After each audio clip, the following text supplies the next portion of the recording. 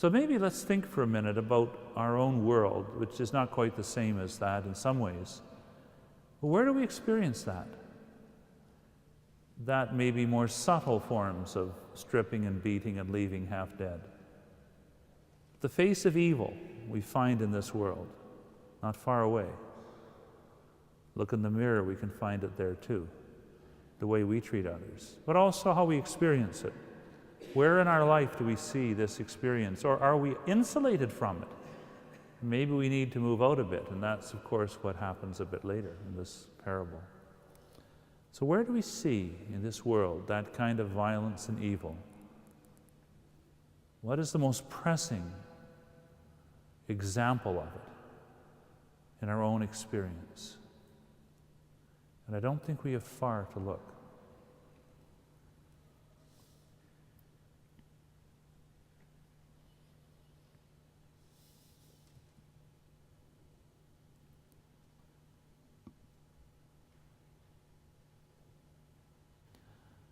A man was going down from Jerusalem to Jericho, and he fell among robbers, who stripped him and beat him and departed, leaving him half dead. Now by chance a priest was going down that road, and when he saw him, he passed by on the other side. So likewise a Levite, when he came to the place and saw him, passed by on the other side. And they had all kinds of reasons to justify that, because it seemed he was dead and they might break the laws of ritual purity or whatever. They might have been afraid, and if that happened to him there, what might happen to me, and so on, you know. We can always after the fact justify, and before the fact, dodging, keeping away. And this isn't prudence, you know. Sometimes you say it's more prudent to pass by on the other side. Prudence is a great virtue. Prudence is the virtue of making good decisions. If we come upon a car that's on fire and someone's trapped inside, the prudent thing to do is to rush in there and try to rescue them, because it's the right decision to make. But so they were being prudent in the wrong way. They were simply watching out for themselves. And they didn't even look close enough to see what was really there. They passed by on the other side. And how often do each one of us do that, you know? We don't want to get involved. How many times do we hear of situations where someone's hurt and all kinds of people around and no one wants to get involved? And we shouldn't condemn the people. We hear about those things. Oh, why didn't they get involved? Well, which one of us put in such a situation wouldn't be, you know?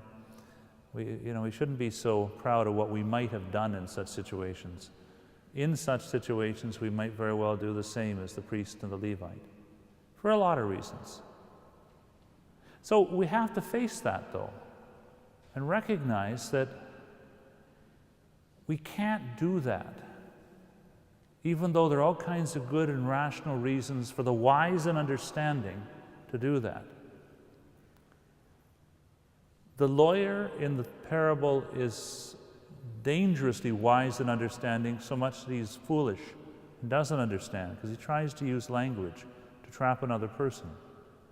And the Levite and the priest are calculating as they come down the road and maneuvering around. In a sense, that's wise and understanding, but it's foolish because it misses what matters. And maybe that's what we need most to think about. We need to have an instinct for what matters, which is to love God with heart and mind and soul and love our neighbor. And if we get too many more things in the mix, we can get disoriented and then start maneuvering over on the other side, thinking of all kinds of factors, none of which are relevant to what is truly important.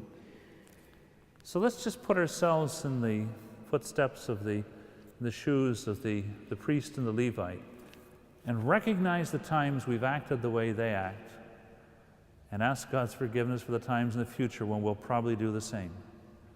But maybe try to come to a deeper wisdom and understanding that eliminates the things that really don't matter and focuses on what really does.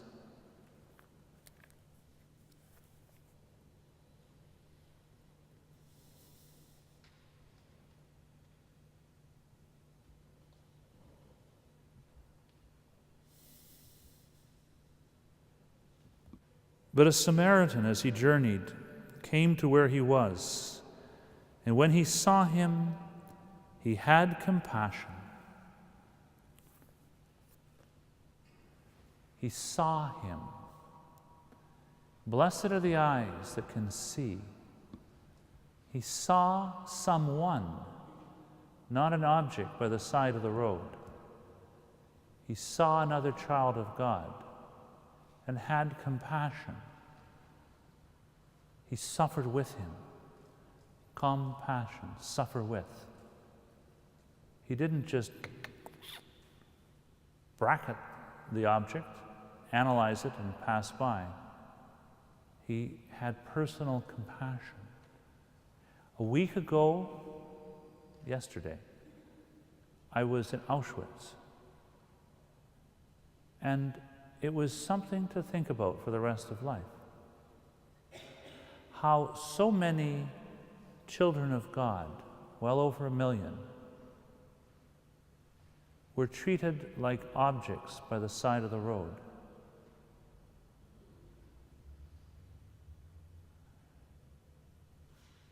You know, just objects by the side of the road. How could people do that? That's the thing to think about. You know, highly civilized, wise and understanding people and so on, in a certain sense. And yet their minds and hearts have been dulled, so they did not have compassion. How could one not have compassion for little children that were then being sent off to the gas chamber? It's hard to imagine. And yet we should not be so dismissive of the people who did it and forget that if they could do it, could I? Do I sometimes treat people that way? It's something to think about. And of course, also there in Auschwitz, there's the place whereas the guards were taking one person after another, every 10th person, to be starved to death because one person had escaped. Objects to be dismissed and discarded. Then Maximilian Kolbe, right there, something to be there, where he made his great statement when he said, "Take me instead." And then I went to the place where he died with the others. And he had compassion. And as the person who was talking about this said, you know, in this world, this enclosed world where people were treated like objects and everything was ruled by fear, here was one person who did not cling to what everyone, you know, was cherishing so much, but he just gave himself for another. And he didn't pass by on the other side. So let's think about that, you know, not so much in the dramatic sense of something as horrible as a concentration camp, but applying it to because maybe it's easier to sort of think we see it when we see it that dramatically. But let's look to the more mundane experiences we have of treating people like things and things like people. Remember, the great thing is that in life is to know the difference between what we should do,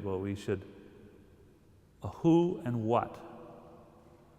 We need to know how to love people and use things, not use people and love things.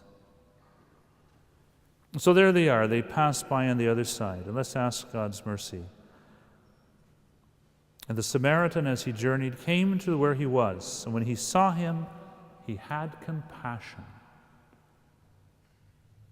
He treated him like a who, not a what.